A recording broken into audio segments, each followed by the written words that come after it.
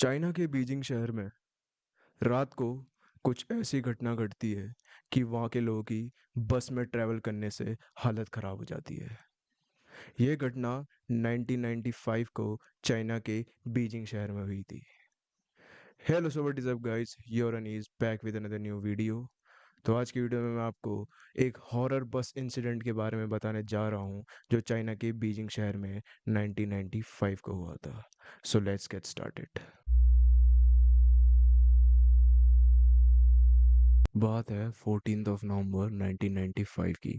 नवंबर का महीना था, इसलिए ठंड काफ़ी ज़्यादा थी। घने कोहरे के साथ सर्द हवाएं तेज़ी से बह रही थी। इस दौरान चाइना की रूट नंबर 375 बस अपने फिक्स समय पर युआंग मिंग हुआन्स बस टर्मिनल से फ्रेग्रेंट हिल के लिए निकलती। फ्रेग्रेंट हिल को शियांग शान भी कहा जाता है। हालांकि जैसे जैसे स्टेशन आते जाते यात्री भी धीरे धीरे कर बस से उतर जाते। देखते ही देखते अब बस पूरी तरह से खाली हो चुकी थी।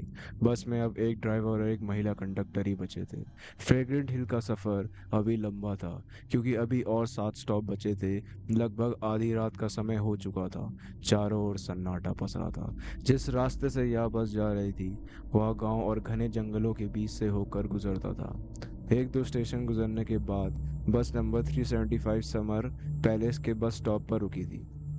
यहाँ से एक वृद्ध महिला, एक 19 साल का लड़का और एक कपल बस में चढ़ जाते हैं। यंग कपल ड्राइवर के पीछे वाली सीट पर तो लड़का बस के गेट की साइड वाली सीट पर जाकर बैठ जाता है। वहीं वृद्ध महिला लड़के के ठीक पीछे बैठी होती है। अब बस में कुल 6 लोग थे, 4 यात्री और 2 बस कर्मचारी।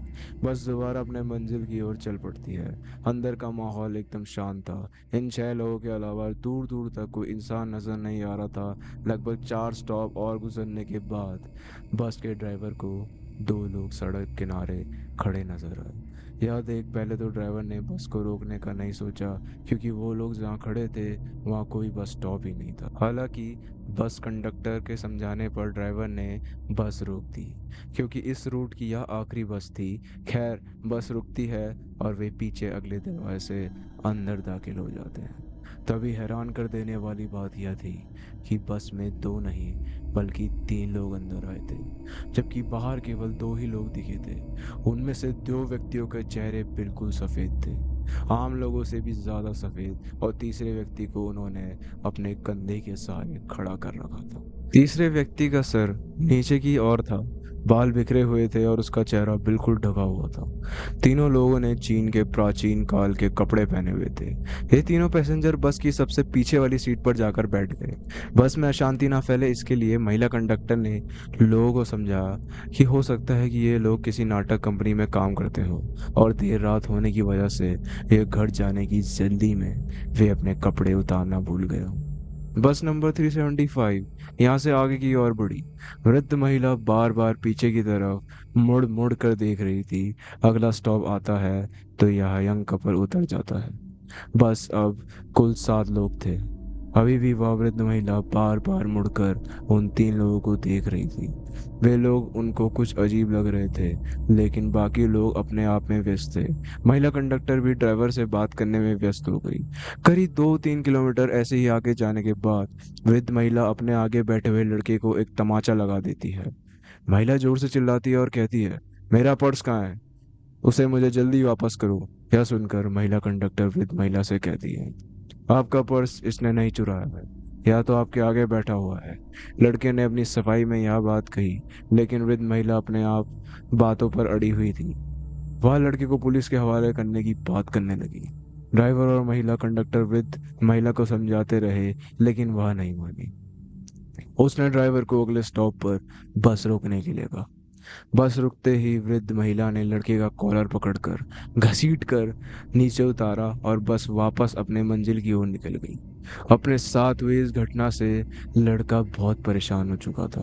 लड़के ने वृद्ध महिला से कहा, मैंने आपका पर्स नहीं चुराया और आपके गलत इल्जाम की वजह से मेरी यह आखिरी बस भी छूट गई। अब मैं घर कैसे जाऊंगा? और आप मुझे कौन से पुलिस स्टेशन लेकर जा रही हैं, क्योंकि यहाँ आसपास तो कोई पुलिस स्टेशन ही नहीं है। तभी वृद्ध महिला एक लंबी गहरी सांस भरने के बाद लड़के से कहती है, मैंने तुम्हें पुलिस स्टेशन ले जाने के लिए बस से नहीं उतारा और ना ही तुमने मेरा पर्स चुराया। मैंने तुम्हारी जान बचाने के लिए लगाया था। वृद्ध महिला कहती है, याद है तुम्हें वे 3 व्यक्ति जो बस में आखिरी में चढ़े थे? वे पूरे रास्ते उन पर नजर रखी हुई थी। मुझे शुरू से वो लोग अजीब लग रहे थे। रास्ते के दौरान जब मैंने उनकी ओर देखा तो दंग रह गई। तेज हवा के कारण उनके कपड़े उड़ रहे थे और तभी मैंने देखा कि उनके पैर ही नहीं थे। मुझे अपनी आंखों पर विश्वास नहीं हुआ। ऐसा लगा जैसे मैंने कोई सपना देखा हो। मैं लगातार उन पर नजर रखे हुई थी। तभी तीसरा व्यक्ति जो उन दोनों के कंधों पर था, उसका चेहरा मुझे दिखा। याद देख मैं समझ चुकी थी वह इंसान नहीं है। मुझे जितना जल्दी हो सके उस बस से उतरना था और तुम्हारी भी जान बचानी थी। इसलिए मैंने अपना पर्स चोरी होने का झूठा इल्जाम तुम्हारे ऊपर लगाया, ताकि उन लोगों को कोई शक ना हो और हम दोनों उस बस से सही सलामत नीचे उतर जाएं। इसके बाद वृद्ध महिला और लड़के तुरंत ही पुलिस स्टेशन जाते हैं। पुलिस कर्मचारियों को अपने साथ घटित हुई घटना के बारे में बताते हैं। हालांकि यहाँ कोई भी उनकी बातों पर यकीन नहीं कर रहा था। पुलिस उन्हें वापस घर लौट जाने की सलाह देती है। इसके बाद वृद्ध महिला और लड़का अपने अपने घर चले जाते हैं। अगले दिन 15 नवंबर की सुबह पुलिस को सूचना मिलती है कि युआन मिंग्स हुआन्स बस टर्मिनल से फ्रेगनेंट हिल तक जाने वाली रूट नंबर 375 गायब है। बस अपने निर्धारित टर्मिनल तक नहीं पहुंची थी। इसके बाद बिना देरी किए वृद्ध महिला और उस लड़के को पुलिस स्टेशन बुलाया गया। यहाँ उनकी बातें रिकॉर्ड की गई और देखते ही देखते यह खबर पूरे चाइना के बीजिंग से आग की तरह फैल गई। रूट नंबर 375 की बस गायब है। पुलिस काफ़ी मशक्क़त और छानबीन करने के बाद भी बस नंबर 375 का पता नहीं लग पाया। यहाँ तक कि पुलिस ने सारे सीसीटीवी कैमरा तक खंगाले, लेकिन उन्हें कुछ नहीं मिला। 16 नवंबर को पुलिस को सूचना मिलती है कि बस नदी में गिरी हुई मिली। पुलिस क्रेन की मदद से उस बस को नदी से बाहर निकालती है। बस के अंदर कुल 5 लोगों की लाश थी। 2 लाशों की पहचान ड्राइवर और एक महिला कंडक्टर के रूप में की गई। इस दौरान चौंकाने वाली बात तो यह रही कि कंडक्टर और ड्राइवर की लाश से अलग बाकी 3 लाशें बुरी तरह सड़ चुकी थीं। उन लाशों से बहुत बदबू आ रही थी। इतना ही नहीं, मामले को लेकर जब डिपो से संपर्क किया गया तो पता चला कि बस में इतना फ्यूल ही नहीं था कि वह 100 किलोमीटर आगे तक जा सके। उसके बाद फ्यूल टैंक खोलकर देखा गया तो लोगों के होश उड़ गए। फ्यूल टैंक ताज़े खून से भरा था। ये घटना 1995 की चाइना की सबसे खौफनाक घटना बन के रह गई थी। लोग आज भी उस वृद्ध महिला और उस लड़के को भाग्यशाली मानते हैं जो उस बस से निकल आए थे। लेकिन सोचने वाली बात यह है कि वो 3 लोग थे कौन? क्या वो कोई भूत थे या कोई आत्माएं थी?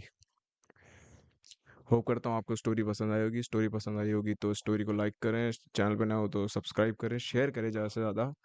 और होप करता हूँ आपको मेरी स्टोरीज पसंद आ रही होगी। तो thank you so much for watching. जय श्री राम। बाय।